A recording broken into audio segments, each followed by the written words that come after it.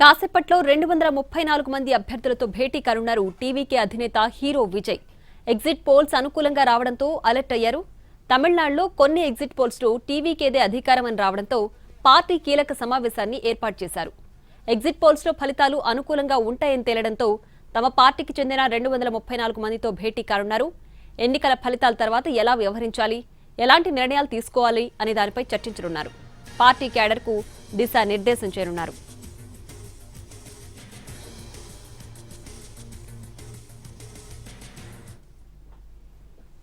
ఈ సమావేశంలో 5 కీలకమైన నిర్ణయాలు తీసుకునే అవకాశం ఉంది. ఖచ్చితంగా గెలిచే అభ్యర్థులను క్యాంపులకు తరలించే యోచనలో పార్టీ అధిష్టానం ఉంది. ముందుగానే మద్దతు లేఖలు తీసుకోవాలని నిర్ణయం తీసుకున్నారు. గెలిచిన వారంతా చెన్నైకి రావాలని సూచనిచ్చారు. ప్రతిపక్షాల ప్రలోభాలకు గురికాకుండా పక్కా ప్లాన్ వేశారు. కార్యదర్శి ఆదవ్ అర్జున, మాజీ మంత్రి సెంగోట్టయాన్కు ఈ మేరకు బాధ్యతలను అప్పగించారు విజయ్.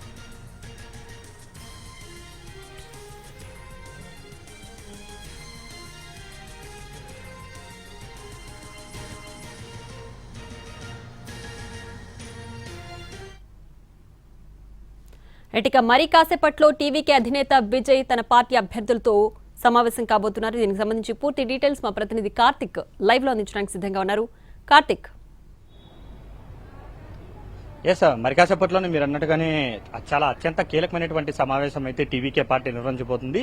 వచ్చినటువంటి ఎగ్జిట్ పోల్స్ లో పెద్ద స్థాయిలో తమకు అనుకూలంగా ఉన్నటువంటి నేపథ్యంలో టీవీకే అధినేత విజయ్ చాలా కీలకమైనటువంటి అడుగులు అనేది కూడా వేస్తున్నారు. అయితే ముఖ్యంగా కూడా తమిళనాట ఇప్పుడు టీవీకే పార్టీకి కొత్త భయం కూడా పట్టుకునింది. ఎందుకంటే గెలిచినటువంటి ఎమ్మెల్యేలు ఎక్కడైనా చేజారిపోతారా, ఏదంటే ఆ ప్రతిపక్ష పార్టీలకు సంబంధించినటువంటి ఆపరేషన్ ఆకర్షితులు అవుతారా అనేటువంటి భయం ఉన్నటువంటి నేపథ్యంలో ముందుగానే తమ పార్టీకి సంబంధించినటువంటి పోటీ చేసినటువంటి అభ్యర్థులతో సమావేశం కావాలని చెప్పి సీనియర్ నేతలందరూ కూడా విజయ్కు సూచించడం కూడా జరిగింది. అందులో భాగంగానే ఈ రోజున మొత్తం 234 నియోజకవర్గాలకు సంబంధించి 232 మంది అభ్యర్థులతో కూడా మరి కాసేపట్లోనే సమావేశం అనేది కూడా నిర్వహించబోతున్నారు. కొద్దిసేపటి క్రితమే విజయ్ కూడా చేరుకోవడం కూడా జరిగింది. అయితే ఈ సమావేశంలో అత్యంత కీలకమైనటువంటి నిర్ణయాలు అయితే విజయ్ తీసుకున్నట్టుగా కూడా తెలుస్తుంది. ముఖ్యంగా తమ పార్టీ తరఫున గెలిచేటువంటి ఎమ్మెల్యేలు ఎవరైతే ఉంటారో వారందరూ కూడా ఎక్కడా కూడా ప్రతిపక్షాలకు సంబంధించి ఎక్కడా కూడా వారు లొంగుబాటు కాకుండా, ఆకర్షణకు లోగను కాకుండా కూడా జాగ్రత్తలు తీసుకోవాలనేటువంటి ఉద్దేశంలో భాగంగానే ఈ సమావేశం ముఖ్య నిర్ణయంగా కూడా తెలుస్తుంది, ముఖ్య కారణంగా కూడా తెలుస్తుంది. దీంతో పాటు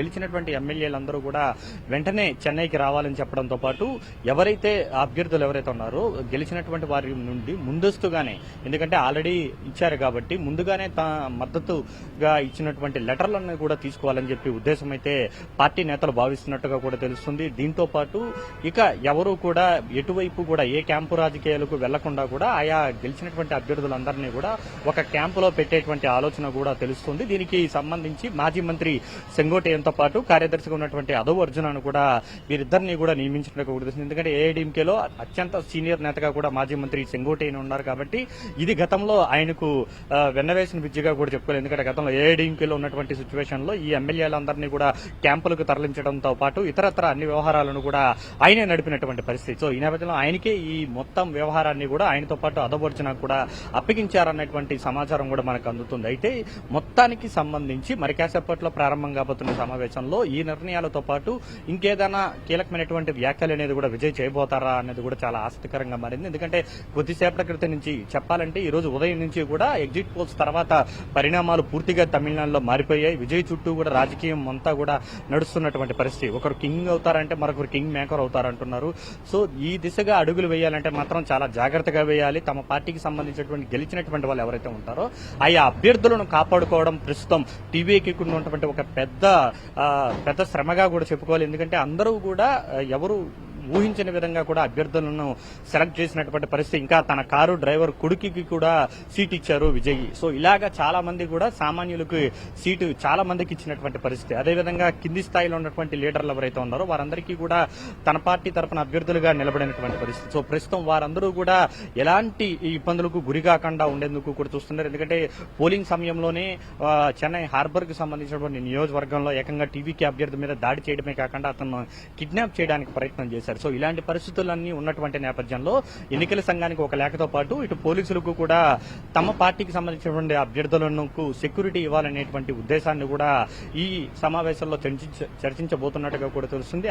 అన్నిటికంటే ముఖ్యంగా కూడా వచ్చేటువంటి సీట్ల ఆధారంగా తమ తదుపరి అడుగులు ఎలా ఉండబోతాయి, ఎలా ఉండాలి అన్నదాన్ని కూడా తమ పార్టీ నుంచి పోటీ చేసినటువంటి అభ్యర్థులకు ఒక క్లారిటీ అయితే విజయ్ ఈ సమావేశంలో ఇవ్వబోతున్నట్టుగా కూడా తెలుస్తుంది. అందుకే ఈ కీలకమైనటువంటి సమావేశం అని చెప్పి మాత్రం పార్టీ సీనియర్ నేతలు అందరూ కూడా చెప్తూ ఉన్నారు. ఎందుకంటే గతంలో చాలా వరకు కూడా మనం చూసాం, ఏఐడిఎంకేలో ఉన్నటువంటి సమయంలో కావచ్చు, డిఎంకేలో ఉన్నటువంటి సమయంలో కావచ్చు, చాలా విచిత్రమైనటువంటి పరిస్థితులే తమిళనాడు ఎప్పుడూ కూడా ఉంటుంది. గెలిచినటువంటి వారు కావచ్చు, గెలిచిన తర్వాత ఈ ఏదైతే క్యాంపు రాజకీయాలు కావచ్చు అక్కడ రొటీన్ గా మారినటువంటి పరిస్థితి. ఇలాంటి నేపథ్యంలో తమ పార్టీ తరఫున కొత్తగా ఎన్నికైనటువంటి వారందరినీ కూడా కాపాడుకోవడం మాత్రం ప్రస్తుతం విజయ్ ముందు ఉన్నటువంటి ఒక పెద్ద టాస్క్ గా కూడా పార్టీ సీనియర్ నేతలు చెప్పినటువంటి నేపథ్యంలోనే ఈ జాగ్రత్తలన్నీ కూడా తీసుకున్నట్టుగా కూడా తెలుస్తోంది. అక్షయ రైట్, కార్తిక్ అయితే ఇప్పటికే గెలిచే అవకాశాలు ఉన్న అభ్యర్థులను కాపాడుకోవడం ఒకటైతే, గెలిచిన తర్వాత ఎలా వ్యవహరించాలి, ఎలాంటి అడుగులు పడాలి, ఏ విధమైన కార్యాచరణ ఉండాలి అనే విషయాలు కూడా ఇప్పుడు జరగబోయే సమావేశంలో ప్రధానంగా చర్చించనున్నట్లు తెలుస్తోంది.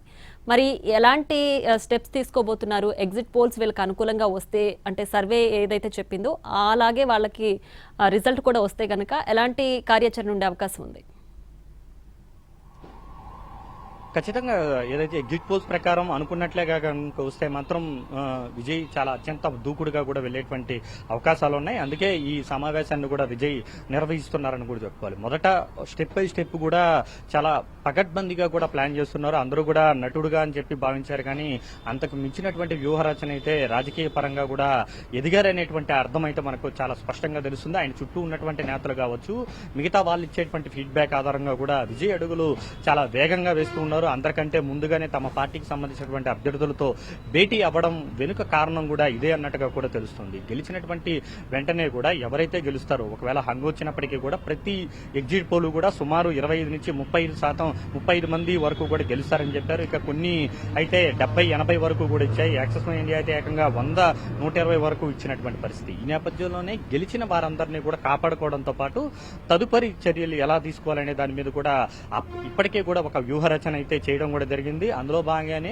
గెలిచిన వారి అందరి దగ్గర కూడా, గెలిచినా గెలవకపోయినా ముందస్తుగానే వారి వద్ద నుంచి ఒక మద్దతు లేఖను అనేది కూడా తీసుకోబోతున్నట్టుగా కూడా మనకు సమాచారం ఉంది. అయితే ఇది ఒక చరిత్రగానే చెప్పుకోవాలి. ఎందుకంటే ఎవరైనా గెలిచిన తర్వాత మద్దతు లేఖను తీసుకుని దాని తరువాత మిగిలిన ప్రాసెస్ కు అయితే వెళ్తారు. కానీ అంతకంటే ముందుగానే కేవలం ఎగ్జిట్ పోల్స్ వచ్చిన తర్వాతే ఇది చేస్తున్నటువంటి పైన కానీ కొద్దిగా అతిగా ఉన్నప్పటికీ కూడా, కానీ తమిళనాడు రాజకీయాల్లో మాత్రం ఇలా ముందస్తు జాగ్రత్త లేకపోతే మాత్రం ఇబ్బందులు తప్పదనేటువంటి సీనియర్ నేతల సూచన మేరకే విజయ్ ఈ విధంగా అడుగులు వేస్తున్నట్టుగా కూడా తెలుస్తుంది. ఒకటి ఎమ్మెల్యేలను ఒకటి గెలిచేటువంటి అభ్యర్థులను కాపాడుకోవడం, తర్వాత వారి వద్ద నుంచి మద్దతు లేఖలు తీసుకోవడంతో పాటు దాని తదుపరి స్టెప్స్ అనేది కూడా వేయడానికి కూడా విజయ్ అయితే సిద్ధమవుతున్నట్టుగా కూడా తెలుస్తుంది. మరి కాసేపట్లోనే ప్రారంభంగా